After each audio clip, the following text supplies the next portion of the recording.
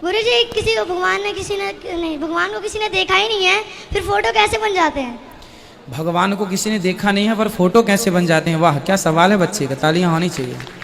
बिस्मिल्लाहिर्रहमानिर्रहीम, अस्सलाम वालेकुम दोस्तों। जैसा कि आपने वीडियो के शुरू में देखा कि मासूम से बच्चे ने पंडित से बड़ा ही अजीबोगरीब सवाल कर लिया कि जब भगवान को किसी ने देखा ही नहीं है, उसकी मूर्ति कैसे बन गई? और हिंदुइज्म की किताबों के अंदर तो क्लियर मेंशन है कि भगवान की कोई पेंटिंग नहीं है, कोई स्टैचू नहीं है, कोई शक्ल नहीं है, कुछ भी उसमें मेंशन नहीं है, तो फिर कैसे मूर्ति बन जाती है? भगवान का स्टैचू कैसे बन जाता है? ये अपने आप में एक बहुत बड़ा सवाल है। तो आइए आज हम इस पंडित का जवाब भी सुनते हैं और डॉक्टर जाकिर नाइक साहब ने इन पंडितों को किस तरीके से एक्सपोज किया है ये भी देखेंगे। बहुत ही इंटरेस्टिंग वीडियो है, बहुत इंफॉर्मेटिव है। तो आज की वीडियो बिना किसी देरी के शुरू करते हैं।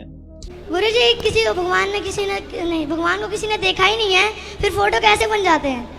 भगवान को किसी ने देखा नहीं है पर फोटो कैसे बन जाते हैं? वाह क्या सवाल है बच्चे का, तालियां होनी चाहिए।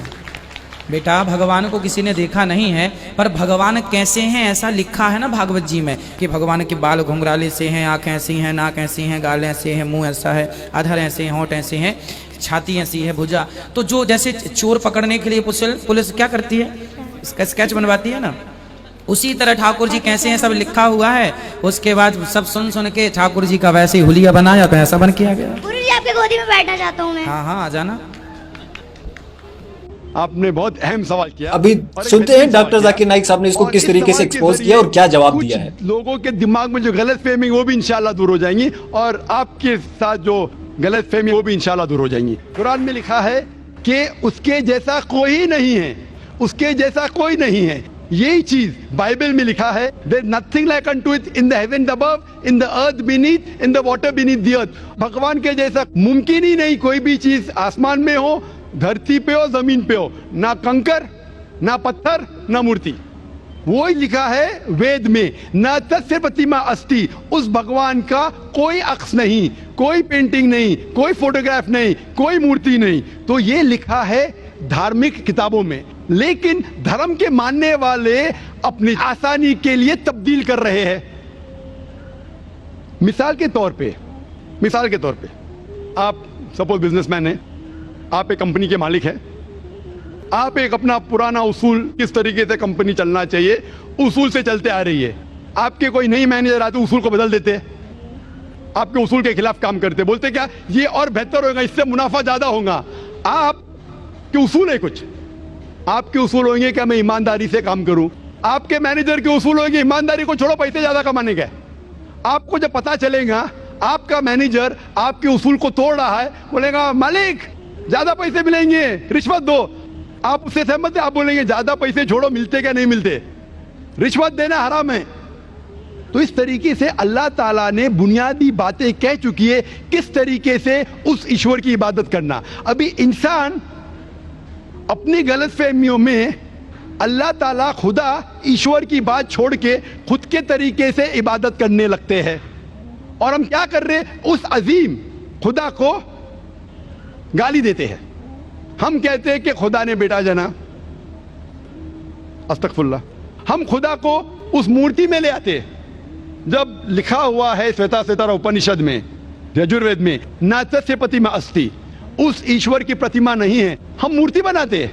मिसाल के तौर पे अगर मैं किसी को मदद करता हूं और अगर वो शख्स मुझे जानता नहीं जाकिर कैसा दिखता है, मिसाल के तौर पे श्रीलंका में मैं एक स्टूडेंट को मदद करता हूं, रोज 10,000 रुपये भेजता हूं, उसको पता नहीं जाकिर के साथ क्या करता है, वो कॉकरोच बनाता है, कॉकरोच, और रोज सुबह को बोलता है जाकिर शुक्रिया। जब मुझे पता चलेगा उसने मुझे कॉकरोच बनाया, क्या मुझे खुशी होगी? भले वो मुझे कुछ खाली दिल में कहता था जाकिर शुक्रिया, काफी है, शुक्रिया नहीं भी कहता था चल जाता था, लेकिन मुझे कॉकरोच बनाया, इंसान से कॉकरोच बनाया।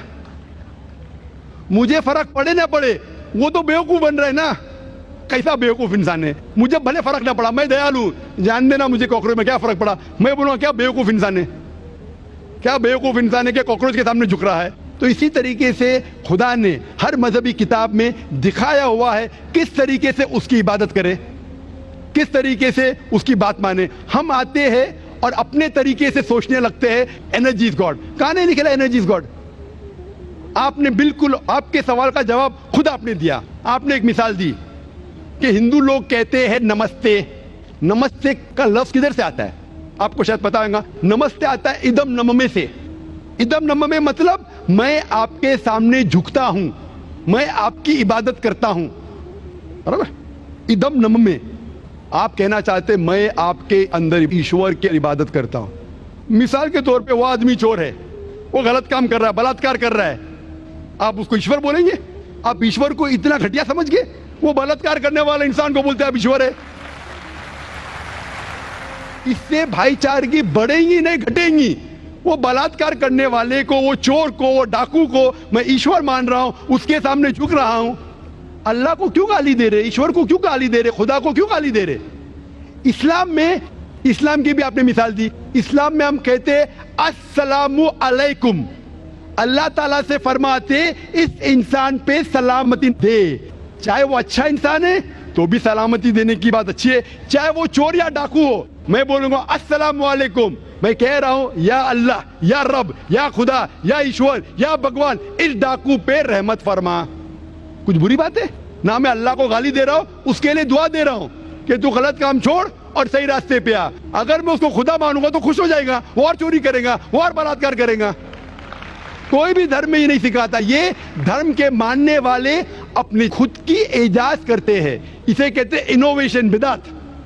जिस तरीके से खुदा ने सिखाया है कि उसकी इबादत करें, उसी तरीके से हमें करना चाहिए। तब्दीली लाएंगे, हम समझ रहे हैं कि भाईचारा बढ़ेगा, भाईचारा नहीं बढ़ेगा, भाईचारा घटेगा। लेकिन अगर मैं आपसे कहूंगा अवतार सिंह अस्सलाम वालेकुम, मैं अल्लाह से दुआ करता हूं कि आप पे सलामती हो, आप पे अमन हो, आप मुझे बोलो इससे भाईचारा ज्यादा बढ़ेगा या कहने से मैं आपको ईश्वर मानता हूं और फिर आपकी बात नहीं मानूं मैं?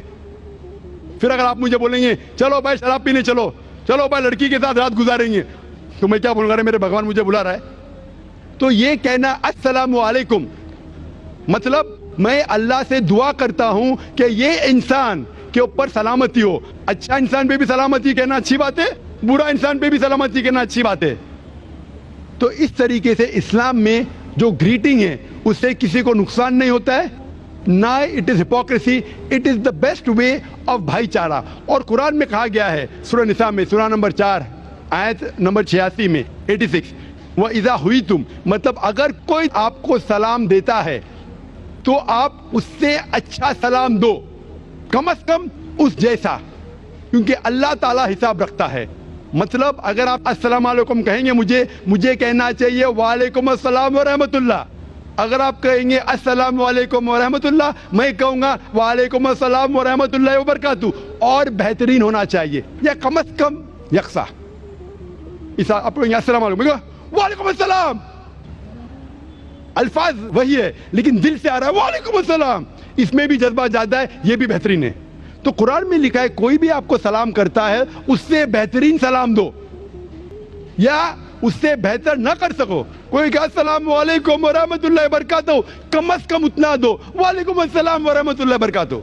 ये तालीमात है कुरान में, इससे भाईचारा बढ़ता है।